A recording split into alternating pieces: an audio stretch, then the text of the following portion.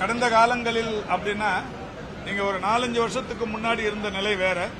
இந்த periodically desilting, புதிய train கட்டினது, Thiruppugazh IAS retired IAS officer தலைமையிலான குழு எங்கெல்லாம் ட்ரெயின் கட்டணும்னு முடிவெடுத்து பண்ணது, அந்த வகையில் புதிதாக கட்டப்பட்ட நீர்நிலைகள், மழைநீர் வடிகால் வாய்கள். நான் இப்ப பேசும்போது சொன்னேன், 96ல் மாண்புமிகு தமிழ்நாட்டின் முதலமைச்சர்கள் வணக்கத்திற்குரிய மேயரா சென்னை மாநகராட்சியில் பொறுப்பேற்கிற போது 615 கிலோமீட்டர் நீளத்திற்கு மட்டும்தான் மழைநீர் வடிகால் வாய்கள் இருந்தது. அவருடைய 5 ஆண்டு கால பதவி காலத்தில் தான் சென்னையில் கூடுதலா மழைநீர் தேங்குற 135 கிலோமீட்டர் நீளத்திற்கு புதிய மழைநீர் வடிகால் வாய்கள் கட்டப்பட்டது. ஒரு 84 கிலோமீட்டர் தூரத்திற்கு பழைய மழைநீர் வடிகால் வாய்கள் சிதலமடைந்து கிடந்தவைகளை சீர்படுத்தப்பட்டது. இது எல்லாமே 96லிருந்து 2001 வரைக்கும். அதுக்கப்புறம் 2001லிருந்து 2006 வரைக்கும் பெருசா எதுவும் பண்ணல.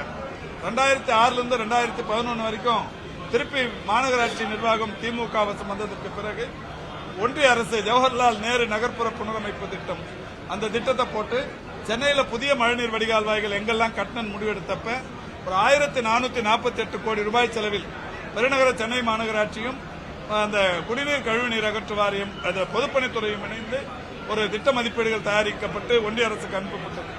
அப்ப 4 முறை 4 ரீச்சுகளாக அந்த பணிகள் பிரித்து தரப்பட்டது. இப்ப நானும் அன்றைய மாநகராட்சியின் ஆணையர் திரு ராஜேஷ் லகானி அவர்களும் 4-5 முறை டெல்லிக்கு சென்று அந்த நிதியை விடுவித்து வந்தோம். அப்ப மாநகராட்சிக்கு என்று ஒரு 800 சில்லற கோடியும், பொதுப்பணித்துறைக்கு என்று ஒரு 600 சில்லற கோடியும், 1438 கோடிக்கு பணிகள் தொடங்கப்பட்டது. அப்பதான் சென்னையில் இருக்கிற இந்த நீர் ஓடைகள், மாம்பழம் கால்வாய், ராஜ்பவன் கால்வாய், கேப்டன் காட்டன் கால்வாய், ஓட்டேரி நல்லா, இந்த கால்வாய்கள் எல்லாம் ஆழப்படுத்தி அகலப்படுத்தி கான்கிரீட் பெட் அமைத்து இரு பக்கமும் கான்கிரீட் சுவர்கள் அமைக்கும் பணிகள் தொடங்கப்பட்டது. ஒரு 5 ஆண்டு காலம் அந்த பணிகள் எல்லாம் முறையாக நடைபெற்றது. ஒரு 500 கிலோமீட்டர் தூரத்திற்கான மழைநீர் வடிகால் வாய்களும் கட்டப்பட்டது. தொடர்ச்சியாக அதற்கு பின்னால் வந்த அரசு போதுமான மழைநீர் வடிகால் வாய்களை கட்டாததன் விளைவு கடந்த 5 ஆண்டுகளுக்கு முன்னால் பெரிய அளவிலான பாதிப்புகள் ஏற்பட்டது. இந்த அரசு அமைந்ததற்கு பிறகு மாண்புமிகு தமிழ்நாட்டின் முதலமைச்சர்கள் அந்த பாதிப்புகள் எங்கே எல்லாம் இருக்கிறது என்பதை கண்டறிந்து அதை இப்போ முழுமையாக நிவர்த்தி செய்யப்பட்டிருக்கிறது. இதுவரை 26க்கு மேற்பட்ட சென்டிமீட்டர் மழை பொழிந்தும் கூட பெரிய அளவிலான பாதிப்பை சென்னை சந்திக்கவில்லை. என்னமா அதாவது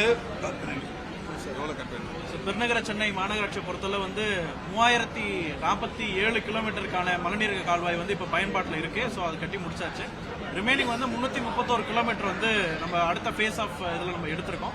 அந்த பணிகள் இனிமேல் நம்ம நெக்ஸ்ட் மழை முடிஞ்சதுக்கு ஸ்டார்ட் பண்ணி கண்டினியூ பண்ணுவோம்.